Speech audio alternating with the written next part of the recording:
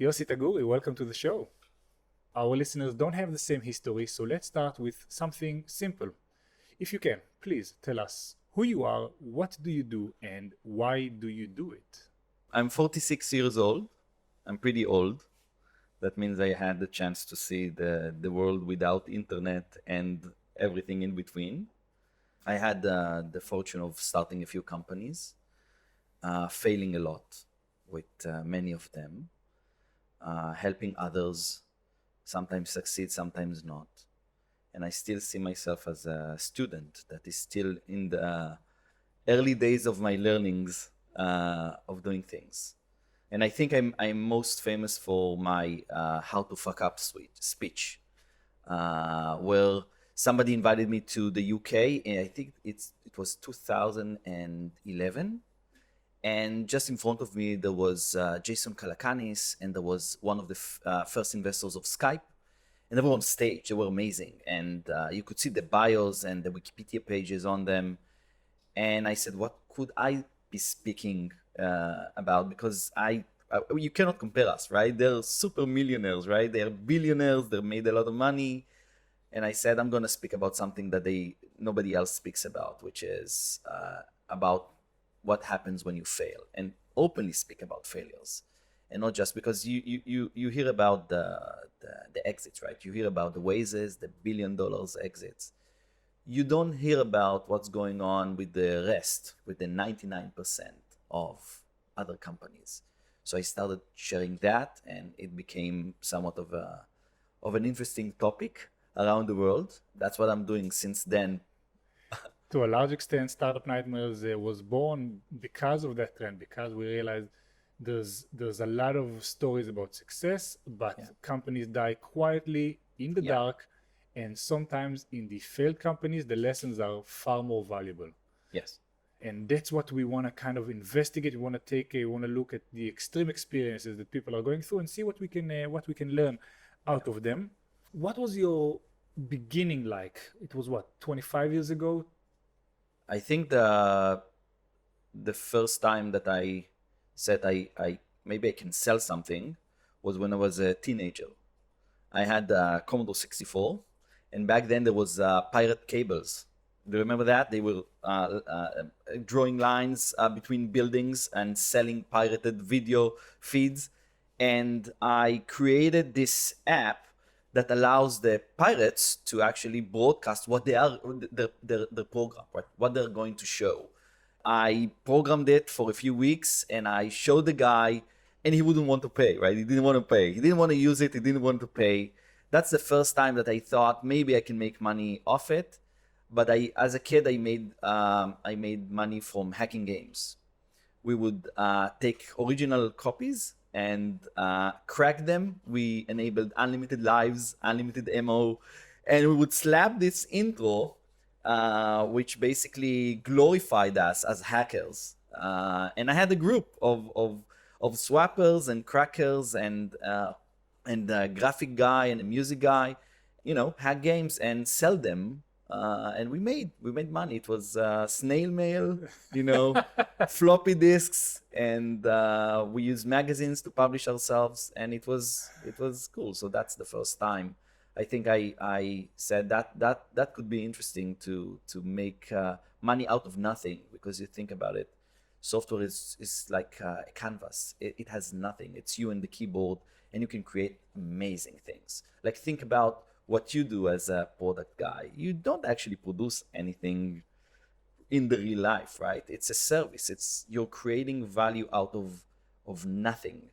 And then I went to the army, and I spent 8.5 years in the army. And during the army, I worked for a startup in my free time. I had a lot of free time. And at one stage, I think the first time that I really started a company, it was in 2010. Many years ago. Really started a company, meaning like actually going to the authorities, starting opening a company, going to investors, raising money, all that. And it's because I was spending some time in Paris. It was, I believe, January 2010, and it was beautiful. It was the most amazing romantic experience you can imagine. It was snowing. I put my luggage in the room and I go for the Louvre, right? The first time in Paris. And just in front of the Louvre, on the left side, I see this amazing patisserie. And I love patisseries. And I get in and I take my favorite one, which is a creme schnitt, a millefeuille, a Napoleon, 1,000 leaf cake, right? This is, for a man at my age, it's like a time machine, right? My father used to bring those every Friday. And she wraps me the cake and I take a bite. And this is the best creme schnitt I've ever had. And I wanted to tell to the whole world that this place has the best creme schnitt ever. I wanted to share. And I couldn't. There wasn't any medium that I could share that, right? Facebook was not a hit back then. Twitter was at the early stages. A week later, I was back in Tel Aviv and I had Sabarina. Yes, Okay. it's a cake. It's a Sabarina. And I take a picture on my iPhone, which I illegally brought from the US. And I tweeted about it. And back then, there was a service called TweetPic.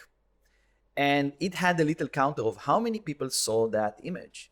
And that day, 300 people saw that image of the Sabarina. Just think about it in 2020. How much work does it take to actually make 300 people see your picture on Instagram? That's not easy still today. And back then, that was amazing. And we looked at it and we said, oh my God, I think we have something.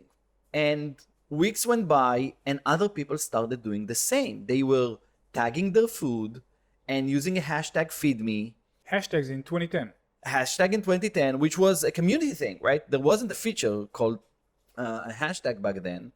And we looked at it and said, we think we have a startup, because how do you make people do something without telling them how to do it, right? It's just by example. They see it, it makes sense, somehow it sits well, there's a fit, right?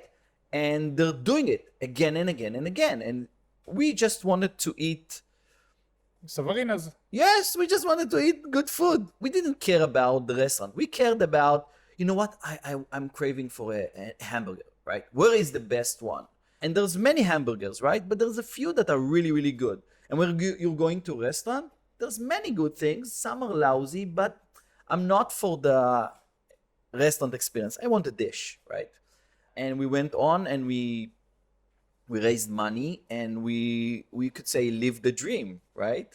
That was the first time that I started something from scratch. Did it feel like you were living a dream? Because it sounds to me like raising money, investors' money, startups were not as trendy as they are today. A lot of knowledge that is now common was still missing back then. Did it feel like a dream, or potentially maybe not? It felt like there is nothing else we could do with our time. Nothing. And I had kids, I had mortgage, right? And I didn't have steady income. And I went on stage on one of the conferences, and there were a lot of investors. And as I go off stage, I get this text message saying, I'll give you $50,000 for 15%. Now, I have never pitched a startup in my life before. I didn't know, but that was amazing. Like, somebody actually offered me money for an equity for a 7-minute speech, right? But I didn't want to take this guy's money. I was after actually somebody else, and Yosi Vardi offered me $100,000 for 20%. Common shares, right? You never get to hear about it. Common shares. That means we're equals. There's no preference. We are equals.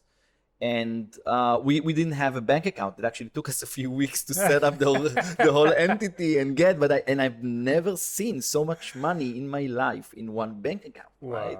It was crazy. You said two things I wanna spend just a few minutes on. One is Yosi Vardi. As this season is recorded in Israel, I'm sure this name will come up a lot. So if you can give us a brief overview of who is this Yosi Vardi guy, why is he important to our story, to your story, and then we'll move on to common shares.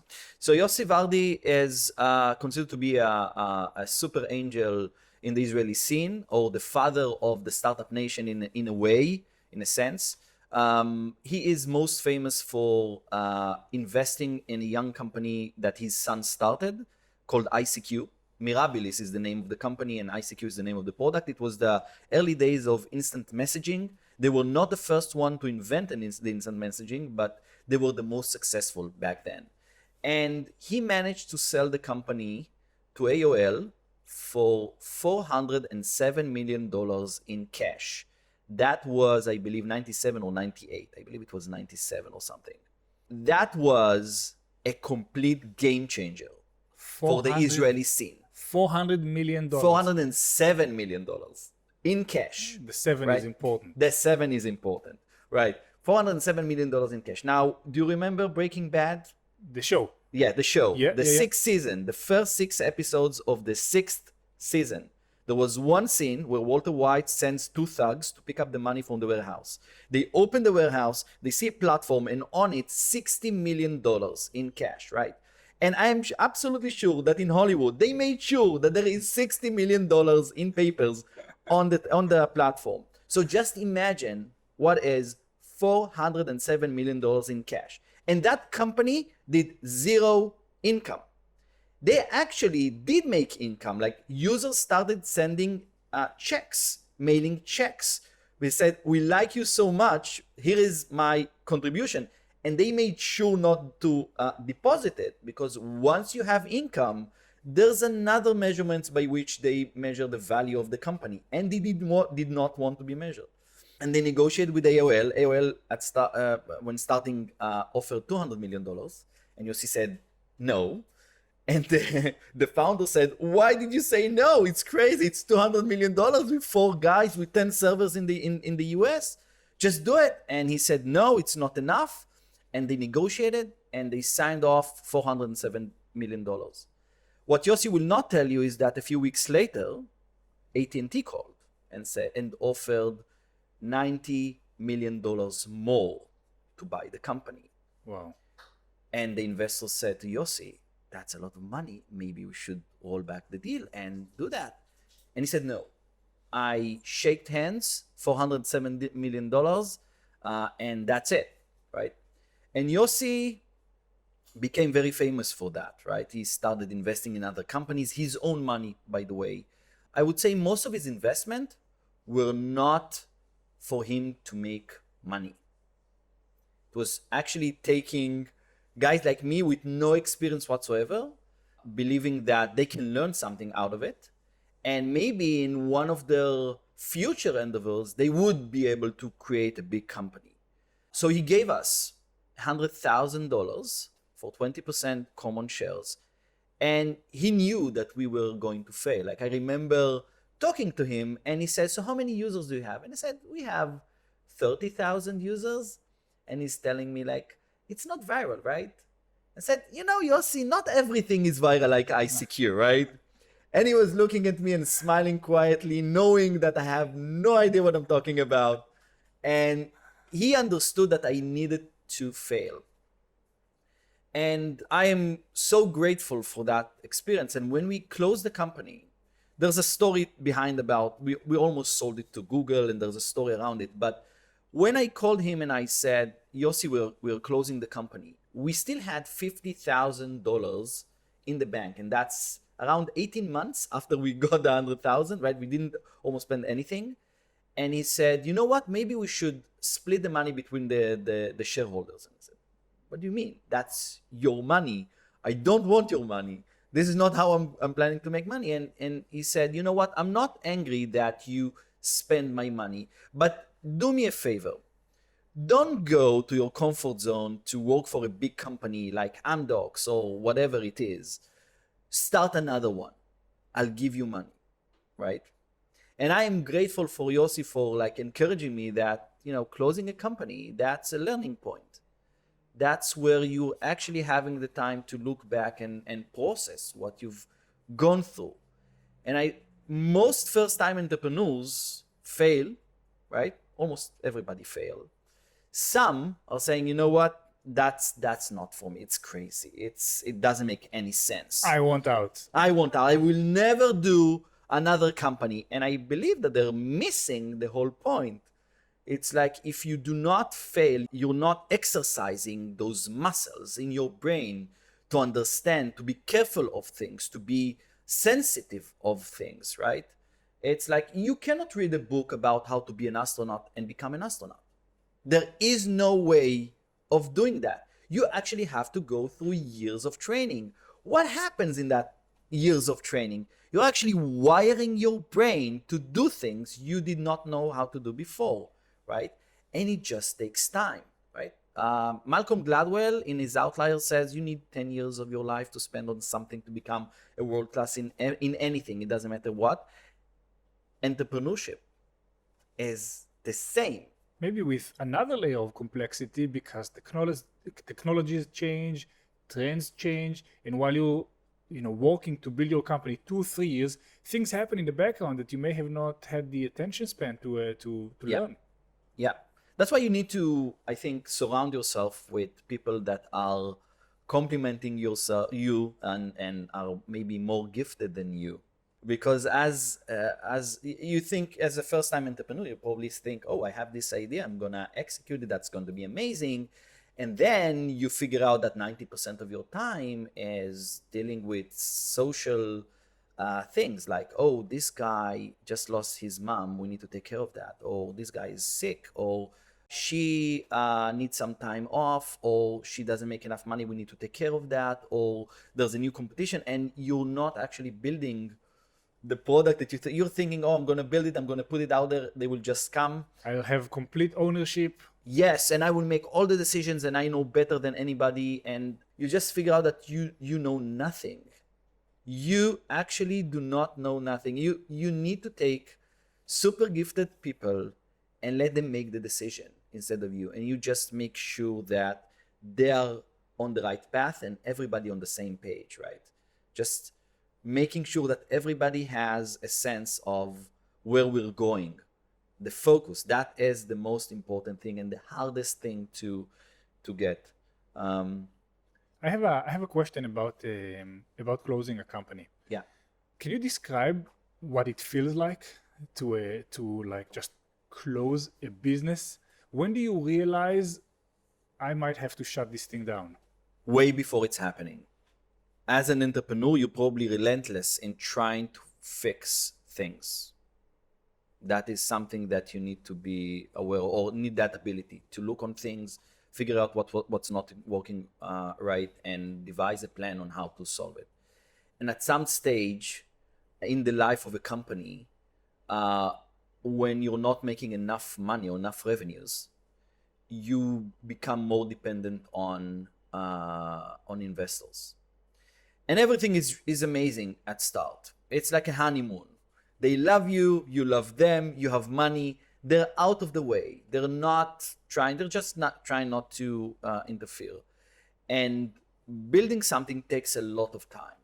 And assuming that you took money to prove a point that you can make it work, and it doesn't work, you need to raise more money, right? Because you're not making any. And then you lose control of the company. And when you lose control of the company, you're not able to steer the ship of where it needs to go, right? And that's a point where a lot of entrepreneurs lose interest or understanding that it just doesn't work. It doesn't work. We cannot make it work, and it's time to move on. So it doesn't come as a surprise. It's building up. The numbers show it, right? And it's hard. I think there are a few kinds of people when closing a company. Some that it comes as a surprise to everybody in the company, also to them, and some that simply communicate the situation to the employees. And I think that's the best way of doing that, because you're afraid, oh, I'm going to tell them that we're not doing well. They already know, but I'm going to say it out loud, and maybe they will leave me. Maybe they will ditch the company. And what happens behind the scenes is actually employees that believe in the cause will stay no matter what, even at hard times, even if you cut salaries. If they are part of the mission and they are part of making that decision of closing or doing whatever it is, they will stay with you. But it's hard. Like, if you think about it, you spend 3-4 years of your life on a company. That's sometimes more than 10% of your life. How many 10% do you have left? It's not much, right? But you still have to spend a few years at doing things that would never work in order to become very sensitive of those KPIs that says, oh, we're measuring the wrong thing, or that's not a good proxy of where we want to be. And only by failing, you actually understand what to do next. What is the moment of making the decision like? I don't know, is it after an investor meeting? Is it an email from a customer? Is it your best employee leaving? It's different with, I can tell you about one of the companies that I was fortunate to be part of. We raised a total of $8 million for that company. That's quite a lot of money. We were alive for 4 years. It buys a lot of t-shirts. It buys a lot of t-shirts, yes. When we came to raise, we tried to make the product work, and we were blocked by Apple for so many reasons. We had this amazing way of flattening the world for communication. You could go with your cell phone to the US, put a SIM inside, and it would be available on your Israeli number without telling anybody that that's what happened. You would basically be able to use your phone lines when you were connected to the internet, and we did all sorts of things back then. And we tried for like 6 months to approve one of the most amazing apps ever that didn't launch eventually. And the investors become restless about this company, and they wanted to shift the whole company. They wanted to shift it to enterprise. And I went to one of the investors and I said, please do not invest the money in the next round. The company has no chance to succeed in its current structure. We don't have the right DNA to become an enterprise solution. I would not invest my money. Please do not invest yours. And I remember us sitting in WeWork in the shared space, and he didn't care. Like, he gave us $2 million. He wanted to invest. He believed where I didn't believe. And I said, if we're going to do it, we must change the DNA of the company. We need to replace some of the core people. That's what it means. Without this, do not invest. And no, they said, don't worry. If you run out of money, we'll give you more. I said, why? Why would you give me more? It doesn't make any sense. And we failed. And we failed miserably. And we knew almost a full year ahead that we're going to run out of money. We're not generating enough revenues. There is no way to generate enough revenues when you're moving from a consumer-based product to an enterprise-based product. Just selling the product takes 9 months to 18 months. It depends on what kind of product you have. There's no way you're generating revenues in 1 year from nothing. Back then, at least in that specific space. It's not to say that you cannot do it. We actually did it later on, but we just knew. So the easiest thing was to actually leave the company and go. But we stayed and we tried. We honestly tried to make it work, and it didn't work. Do you think playing hard to get is a good strategy with investors? Because it sounds like it landed you $2 million. It wasn't that tactic that gave us that money. It was, I think, relationship and believing in something bigger that can happen, and having the right technology to do it. And it's not enough having the right technology. You need to actually have a good salesperson that can sell. The only reason that investors are investing is because they are going to lose the investment if they're not going to do it. So having competition or having a bidding war on the investment is the best, is a good course of action, I would say. But it really depends on who you are. If you have done a few exits, people will pour money on you just saying, oh, I'm thinking of opening something new, right? If you're a first-time entrepreneur, you need to be really, really sharp and really know what you're talking about, and be able to build a good team around you and sell the dream. And even if somebody gives you a term sheet, that just means that you need to go out and get another 2 or 3 term sheets and start to choose, who am I going to work with? The best course of action is actually not raising funds. That's the worst thing you can ever do for your company. is raising funds, because most people do it at the wrong time at the revolution of the company. They're trying to get to product market fit with investors' money. And that is 10 times harder than doing it, at least from my experience, without any money at all. Because when you have product market fit, when you have the signal, when you have the KPIs going in the right direction, you have a leverage on the investors. The valuation is different. The way that they're treating you is different. Think about Cloudinary, for instance. Cloudinary is a unicorn by now, right? They bootstrap the company by doing projects on the side and then iterating on the product until they had a fit. They started making money without taking any money for anybody, and they become profitable, right? At one point, they basically got the money on their terms, right? Which, to relieve some tension, you're working for a few years, you want to cash out some of it to relieve some tense for the employees, and it's amazing, right? They're a super successful company because they can still make their own decisions, and it's their baby, and they know how to make money. They don't need to finance the company with outside money. It's on their own terms. So there is another way of doing that, and I strongly believe that when you're taking money at the wrong time, you're basically delaying your death. Because if you cannot sell when you have just a piece of paper, you're probably doing something wrong. I'll give you another example. Gong, for those of us who don't know, conversational analytics, revenue analytics, they analyze the calls salespeople do with their prospects, and they're able to spot trends, highlight some of them, create correlations between the closing rates and what was said on the call. Basically, super meaningful, super insightful technology, Israeli company, now growing tremendously. Yes, and they basically had the revenue of hundreds of thousands of dollars before they raised their first round, which is amazing. That's how you do it.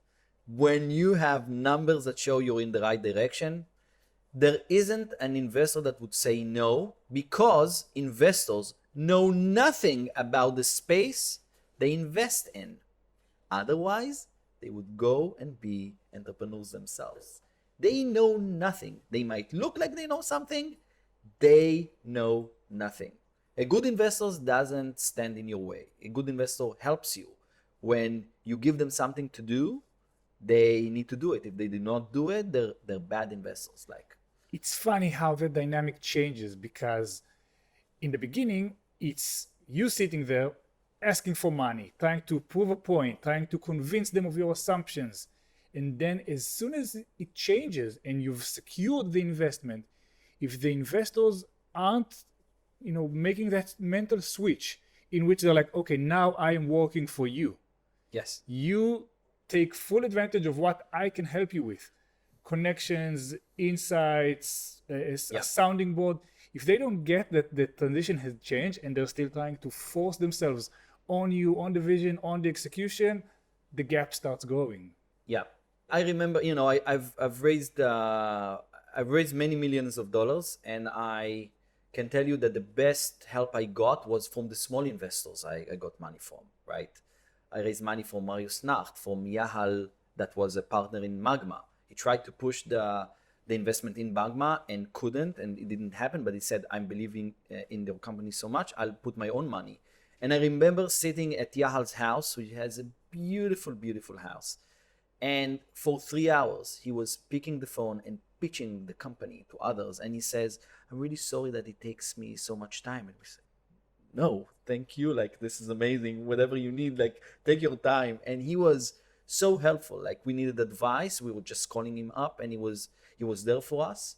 I think if you, as an entrepreneur, if you're going into a board meeting and you do not know what would be the end decision by the end of it, then somebody's working you out. Somebody is you're losing. You're someone else's leverage. Yes, you need to be able to close things before you get into the room all the time, and you need to make them work. You need to give them tasks. You need to actually manage them in a way that this is 5 things I need from you now.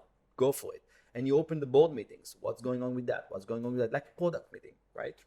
You manage them like a product person. That's the only way. The more they work, the better they think they made a good decision about investing in your company, right? That doesn't, of course, it comes with it needs to come with numbers and execution, but it's not just you just raised money. You potentially hired more employees that are working for free, right? And you need to make. So when you're choosing your investors, is this somebody I want to employ in my company? Yes or no, right? Otherwise, So you said you've raised several millions. Do you have an estimate of how much money you've raised? You probably know it by the cent. I think it's north of 20 million in total, plus minus. Divided over how many companies and how long? It's 4 companies, 10 years. So 4 companies, 10 years. How many ideas for companies did you have in that stretch of time? I do not think in terms of ideas anymore. I do not care about ideas. Ideas are, it's nothing. An idea is a stupid thing. It's actually trying to think about problems that would be interesting of solving. Like if you would solve that problem, that would surely make money, right? So the hard thing is actually finding an interesting problem to work on. And that is something that I'm always on the lookout. Like this is an entrepreneur sees problems like, oh, this is not optimized. Why is this so slow? We can make that better. Is that interesting enough? And so it's not ideas, it's actually problems that we're after, and it's very hard to find. It's like looking for diamonds or gold, right? Very, very hard to find a big nugget. What makes a problem interesting to solve? It's a simple thing to explain, and I think it's almost obvious how it could make money. Because a good solving a hard problem actually creates value, and that value is easily converted into dollars. When you are solving a hard problem, people would just pour money on you. Just where were you a year ago? Like, just give it to me. Give me 2 in a bag, right? And you could see that. You could see that with the Hey, right? The email, they're booming now, right? And you could see that with Gmail, and you could see that with Hotmail, and you could see that with a lot of consumer-based products where people were lining up. Why? They haven't used it, but it was so easy to explain to them what the problem was and how it solved them that, yes, that's what I need. Let's do it. Did it ever happen to you that you started working on a problem, then you realized, actually, I am way too passionate about it myself, but this passion doesn't seem to be translating anywhere else? After I closed the company, I like with Feed Me, when we took the pictures of food, we were so focused on features, and we were the best. We had the competition, and we didn't understand anything about marketing. We didn't understand anything about how to make money out of it. We were completely blindsided by features, and oh, they released this, so we need to do that, right? You probably know that feeling. There was a time period in my life where I helped others build their own companies.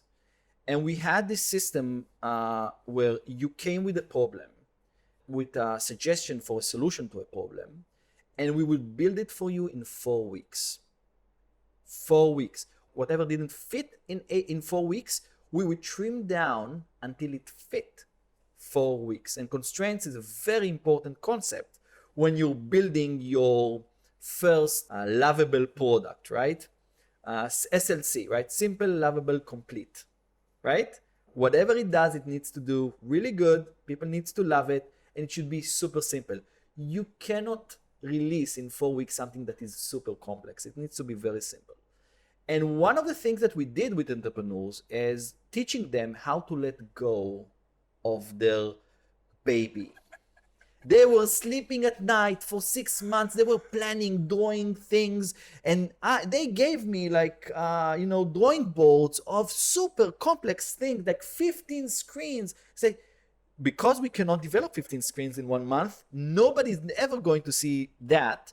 Let's focus on how you sign up, how you broadcast your message. How do I project value on the first screen? What is that? That's an animation, that's a story, that's a video. What is that? And from 15 screens, we trimmed it down to 4. And after 4 weeks, it was out. He was able to actually start iterating on something. Somebody slapping you on the side and saying, no, that's amazing that you have this dream, but we need to do the first step. And the first step is the hardest, right? If you think about Airbnb, for instance, Airbnb came up with I believe they call it 11-star checking experience or 12-star checking experience. What would it look like, right? Like I think the 10-star experience was you're going into the airport. They have a red carpet. Please, sir, come in and they take care of you. The 11-star experience would be maybe Elon Musk is waiting for you and say, we're going to space. That's where Airbnb is shooting for, right? I messed up the story, but look it up online. That's a better story there. And you need to have that dream, but we need the 1-star experience at start. It's good that you have dreams. It's amazing, but that's not interesting. You cannot take dreams to the bank. You actually need to do the first step. So we educated a lot of other entrepreneurs on how to do that. And by educating somebody else, you learn a lot. So I tend not to make big decisions on product or finance. I just bring other people that are way better, and they're convincing me why this is the best thing to, and I'm backing them in what they're doing, right? And it's a good advice for any, I would say, entrepreneur or an executive, is not stand in the way of the amazing people that are surrounding you.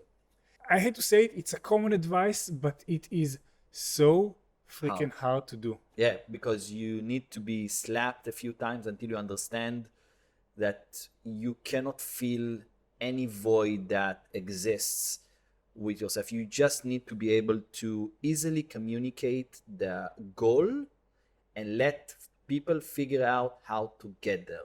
You cannot both set the goal and tell everybody how to do their job. It doesn't work. You need to figure out the goal, and it's a full-time job just figuring out the goals. And that is super hard. Like I can tell you, I'm 46, I still learn how to simplify goals or simplify communication, because when people are super focused, they can achieve anything. It's just showing them where we need to go. That's it. And it sounds simple, super hard. I think it ties back to the investor's money. So it's hard as it is. Now imagine there's an hourglass trickling down, counting backwards, and there's someone who's asking, where's my money at the end of it? Does it skew your judgment? Depends on the when in the life cycle of the company you're at, and how strong of a product person are you. And by product, I mean the personality of the person. Like, can you have a difficult conversation and steer people by looking on data and not gut feelings? An investor would say, oh, and then you should come up with the data. So investors have a lot of weight because they brought the money, and when things go south, they become even more aggressive and dominant, and it becomes even 10 times harder than that. I have a friend who's a very successful CEO that maybe he would come on the show and tell his story. I think it's an interesting story. Like, the investors were absolutely sure that they need to fire him as the CEO of the company, when he was the only one who was making sales, because somebody, one of the advisors of the company, convinced the investors that this guy, it's his first big company, he doesn't know how to sell, he has no idea what he's doing, and you need to take me as a CEO and replace him, right? This guy tried to take over the company by talking to the investors. He was good friends with the investors, and the investors believed him, and they wanted to basically kick this CEO, this entrepreneur, and bring this guy. And he was facing an impossible situation where, like, how do you prove them that it's wrong, right? I am not a liar. I'm not, and this guy's trying to take over. And he just, for months, worked with the data, and he showed them that even with this guy outside of the company is still growing. And little by little, they started doubting their conversation with that guy, today the company is a huge success. And sometimes even if the investors wants to do something, it doesn't mean that they know what they're doing. It doesn't mean they want the best for the company. It doesn't mean that it's the good thing to do. Always back yourself with data. Always stay on course. Always communicate like in simple terms, and hope that you took the right investors. But if you have leverage, then I want to ask you about, you've mentioned failure straight off the bat. Like you're speaking about it forever, like it's a legitimate part of, of doing business, which it is. It's just not a conversation that happens very, very often. How did failing influence your identity, your confidence, especially in a world that glorifies those entrepreneurs who have figured it out and nailed it? If in the past I was trying to sell a huge dream where we'll make, all those Excel spreadsheet that goes up regardless The hockey stick. The hockey stick, regardless of performance, regardless of competition, regardless of market changes. I now value one thing and only one thing, and that's what I'm selling. It's the ability to generate revenues. If you're not generating revenues, it doesn't matter what you do. And if you do generate revenues, it also doesn't matter what you do. So the only thing that I care about is generating revenues, nothing else. If you can live 1 year without a salary as an entrepreneur, and you're able to get into revenue 6 months, I guarantee you, people will pour money on you. So from all my learnings, I learned that a business that doesn't generate revenues, regardless of what your investors want you to do, right? Investors do not want you to generate revenues in the first 2-3 rounds. They want to buy more equity cheaply. That's the only thing. Their model says we need to have 25% of this company when we exit, right? 20%, 25% depends on the VC. Otherwise, their model doesn't work. So the only way that they get to 20% is when they're buying a lot of equity when it's cheap, right? If you're going to raise $100 million and they can't chip in, they're going to be diluted. That doesn't work it's the only thing that gives you real leverage. And if that business doesn't generate revenues after 6 months, you probably aren't solving an interesting problem, or your sales cycle is too long, you don't know how to shorten it, or you don't know how to do shortcuts, and it's not interesting. It's not interesting. You need to survive, figure it out. And when you're having money in the bank from investors, that's numbing your instincts. Oh, I have money, it's okay. If that doesn't work, we'll try something else. No, if that doesn't work, we will die. That's the only thing that you need to be faced. And money in the bank really numbs you about it. This is my biggest learning, is that strive for revenues as fast as possible. And I can tell you, as an entrepreneur that started SaaS companies that eventually did revenues, we were scared to death from asking for first dollars. We were looking on the numbers, and we had a product that the users were using every day, a few times a day. And it's like, think about Gmail. If I take Gmail from you and say Gmail becomes $100 a year for you, right? They would have an insane conversion rate. Why? It's not a nice to have tool. It's a must. This is how I'm doing my work, right? And we had a tool like that. And I remember like talking to the first customer and saying, we're switching the on switch for payments. You have to pay. And they say, no, we're not going to pay you. We worked so hard to help you guys build the product, and so you're abusing us. I said, I thank you for that, but you need to start paying. And they said, you know what? Let me get back to you in a few months. I said, no. You can see this as a 30-day notice, and I will help you get off our platform and go on to any other platform that you want. But in 30 days, it's out. I need your decision. The day after they paid. The first dollar is the hardest one ever. they paid. Why did they pay? It's not because they were locked in. It's because it gave them value. And that value equals money. And they were willing to pay for that. And it's super hard to do that for the first time. Later on, it became super easy. It became super, super easy because we knew how to communicate the value in another way, not just, we're going to save you time, blah, blah, blah. No.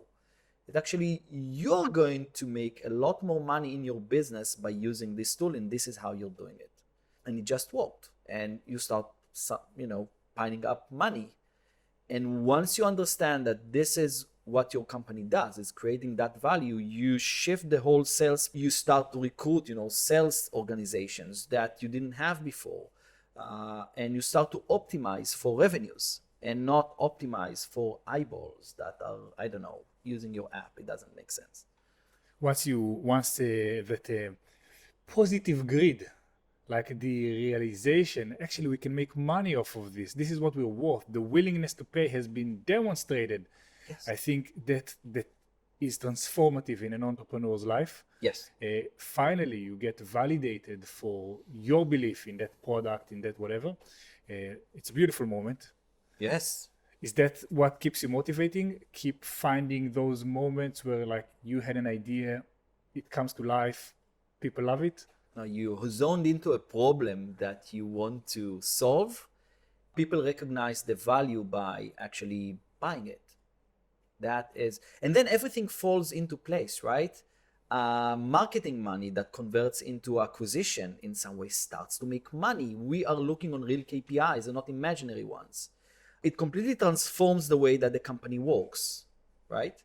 You suddenly have more salespeople than software engineers, which is amazing. Like, if you have 30% engineering and 60-70% like 50% sales and the rest is marketing, and that means that if I see a company that has 90% engineers, that's a problem.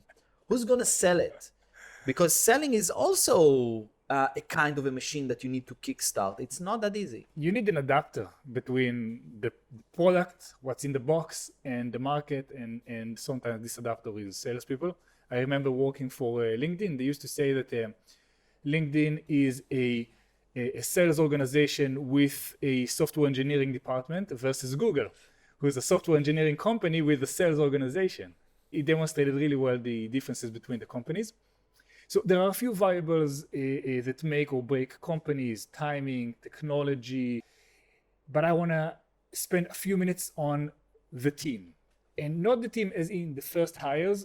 We can go into that too, but the founding team, your counterparts, your sparring partners, your confidants, those people who you are in the trenches with, the ones that can veto you, the one that knows what buttons to push to piss you off. Where do you find them? How do you qualify them? And any tips about relationship management with co-founders that you have? It's even harder than raising money. In starting a startup, the easiest thing is raising the money, right? Everything else is much harder, like executing, finding partners and such. I go with a specific group of people for a very long time, and you pick up people that you have good vibes and you complete each other in a way that I would work under any of them at any given point in time. I don't mind. Like, I've been a CEO, I've been a CTO.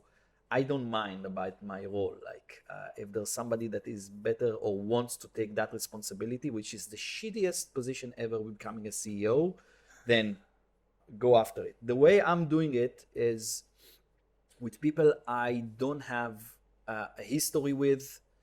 I try to create a situation where it's make or break, where people are able to, you basically clash with people in a way that it's make or break.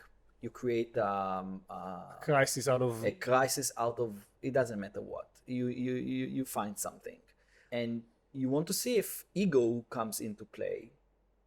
Who tries to pull rank or experience? How do they handle that conflict? Because when you go into the war after you raise the money or before you raise the money, it doesn't matter.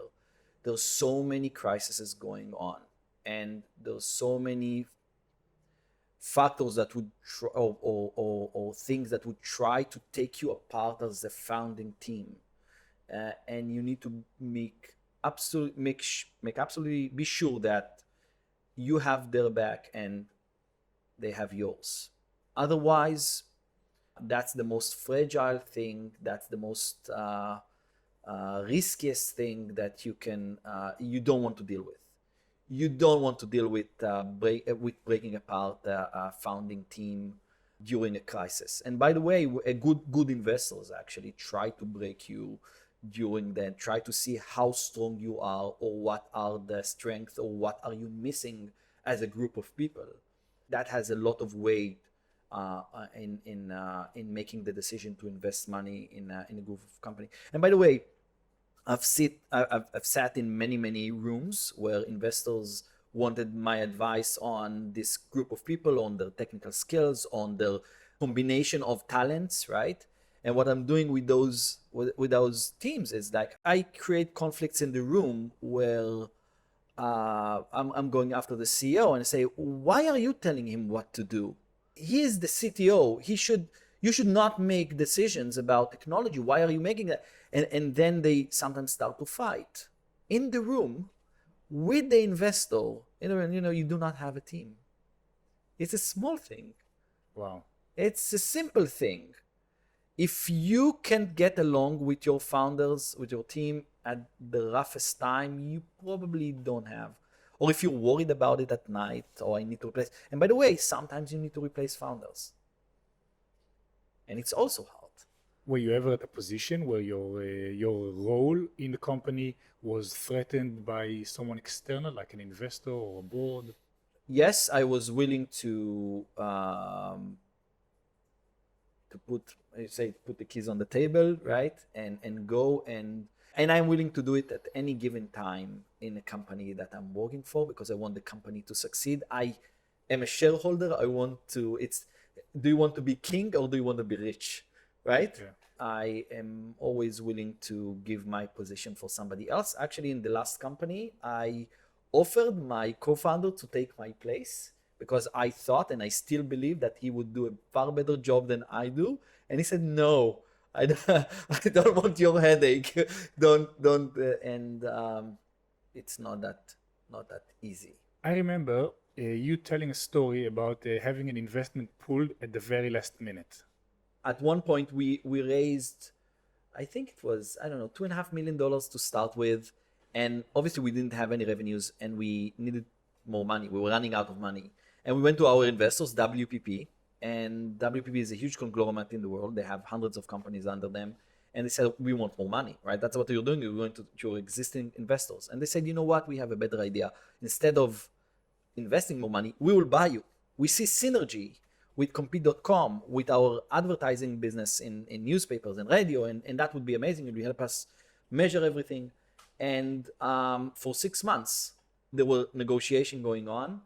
At the end of it, we signed the deal. They flew us to the US, business class, with limousines waiting for us and the whole shebang. The 11-star check-in experience. 11-star experience. First class tickets to see Robin Williams on a day, like on the same day. It was fully booked. They picked up the phone. I need 4 tickets. They got us the tickets. We took us to amazing restaurants in the US, like flew us all around, showed us the company.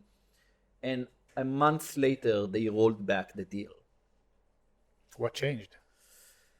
It turns out that one of the people that were supposed to manage us renegotiated his contract with the company, and maybe, I don't know, that's from rumors, so I do not have the definite answer. And he maybe become too bullish about his position, and they basically cut him off and cut his everything under him, like the whole sub-organization. And we were part of that sub-organization. So even before we joined, they basically shut us down. And it had nothing to do with the technology. Nothing. It was we didn't even start, like we just found a new office. We started recruiting people. We didn't even start to integrate with the company. There was nothing. And I'm telling you, I was in the room signing. I have a signed document and I have it on video where the whole organization is welcoming us and Wow. roll back the deal. And we had nothing, by the way. We were 4 months at that stage without salaries. It was a shitty situation to be in. Did you already have a family back then? I had 2 kids and a mortgage and yeah. 2 kids and a mortgage, running 4 months, no salary. No salary. And we're sitting in a hummus place in Tel Aviv and with my wife and my father-in-law, and she's just here, Shlomo and Doron. Best hummus in this part of the city. in the Milky Way. And my wife started to cry. Wow. And automatically, my father-in-law looks at me and says, "What did you do?" You made my girl cry. Yes, you made my baby cry. What did you do? And I said, "We don't have money. We have nothing." I went to the ATM to take, 50 shekels, $10, and there's nothing. And this is the worst. Mentally, it's the worst position to be in. You feel worthless. You feel that's the worst feeling you can ever feel. It doesn't matter how much your mom loves you. I highly recommend feeling that feeling at least once. Like I'm not coming for money as a kid. We grew up pretty rough. Actually, we didn't have anything, almost anything. And I remember knocking on the doors where people that wanted their money. The authorities, Hotzah Lapועל in Hebrew, I don't know how to say it. The guys who come and repossess your property when you're running out of money. Yes, electricity company coming to collect their money, and we're in the room, quiet, and everybody's quiet, so they won't know that we're in the house, and cutting off electricity because we couldn't pay, right? When you don't have anything, then it becomes a goal to get out of it. Never go to that situation again. Like, for me, it's death. Like, the fact that I will not be able to provide, it sounds easy, right? It's simple. But if you are coming for money, you do not understand what it means. Having nothing or having no hope of anything, it doesn't compute. You're not wired to understand it. I think we're lucky enough that we're living in an age where you don't need anything besides a laptop and internet connection to make millions of dollars, right? Besides the will and the talent, you don't need anything. You don't need education. Education means nothing. You can go online and learn anything. That's amazing. And people still go, "Oh, should I register for that school?" Oh, the other day there was in a Facebook in an entrepreneurs group, "What book should I learn to become a better entrepreneur?" And I said, "What the fuck are you talking about? Just go and fucking do it. Just do it. There's no book in the world that can teach you. Maybe if you do a company or two and you fail and then you read the book, it would make sense. Otherwise, stop wasting your time. Just fucking do it." And that's an amazing time to live in. You want to know how marketing works? There's Udemy, right? There's all sorts of academies online. There's also, you want to know how to program? That's fucking amazing. I learned how to program on a Commodore 64 with no internet and nothing. I had to break other people's app to fix them to know what's going on. And now everything is in a golden, plate. That feeling you talked about of having nothing, of very little hope of ever achieving anything, of having the electricity cut off, this like void. It's awful. I can see how it's a huge motivator. And you're saying everyone should experience it at least once in their life. Would you recommend your kids to go into entrepreneurship and experience that? How would you stand as a bystander and see them going through that? I tell them do not optimize their profession based on how much money they will make. I tell them out front, you are not getting any of our money. we are in the, how do you call this society, like fuck the children FTC, or you know, I'm like, I'm going to spend every dime I have. When I'm going out, I'm gonna go out and leave nothing There's behind. no inheritance left. Nothing. You're gonna have to build your own wealth. Nothing. You need to take care of your own. It's like that's what I'm injecting with them. They don't have the sense of, they do not know how to feel their they have nothing, right? They can afford a lot that I couldn't. And I just thought about it yesterday, how lucky they are that they never feel hungry, that they don't feel awkward coming and asking for money. Like, I've never asked my parents for money because I knew that they don't have. I worked from the age of 13 washing dishes every day, so I could have some money to buy something. I've never asked and even when they gave me, I didn't take it because I knew it comes on the expense of something else. And my kids don't have any clue of that. They feel completely comfortable of wasting hundreds of shekels every week, every kid, and I have 4 of them, and they're taking loans between them and paying interest, and they don't know how to feel poor. On one side of it, I'm happy I can provide that experience for them. On the other, how hungry will they be? How ambitious or how passionate they will be on creating something? But there's, not all entrepreneurs are coming from nothing. Some of them are coming for money and still they're very driven. My wish for them is actually to be happy, no matter what they do. If they become artists and become poor and still happy, awesome. Go for it. Like, don't optimize for money. Yosi, this has been fascinating. I think we've covered the topics that were, I think, important for me and for our listeners to tap into.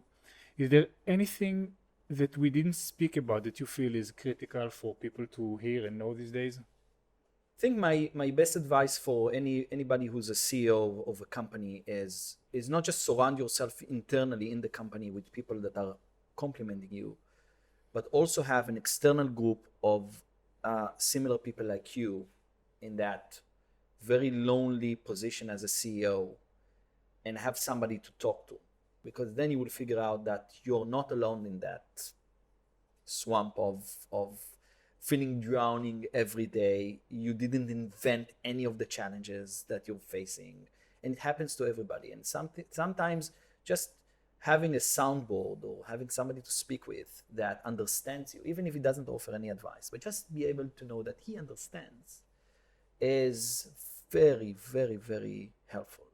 As a CEO, you could be speaking in front of tens of people, but not feel heard, or not be able to say what's really on your mind, because you have a role in that group of people to lead them, to be there for them, and you need someone in your corner. Yeah, you need somebody to back you up, to hug you when it's hard. And I'm lucky to have this group around me where, I panicked, and let's think about it for a second. What's happened here? And really help you work it out, because everybody breaks. Everybody is panicking at some point in their lives. Everybody is depressed at some point in their lives, right? It's just another point in this amazing graph of creating something out of nothing, of becoming an artist, right? Picasso wasn't great when he started. He became great by trying, right? Maybe Beethoven was great. Once in a million, you get a Beethoven. Yeah. The rest, open startups. Excellent. Thank you so much. Thank you.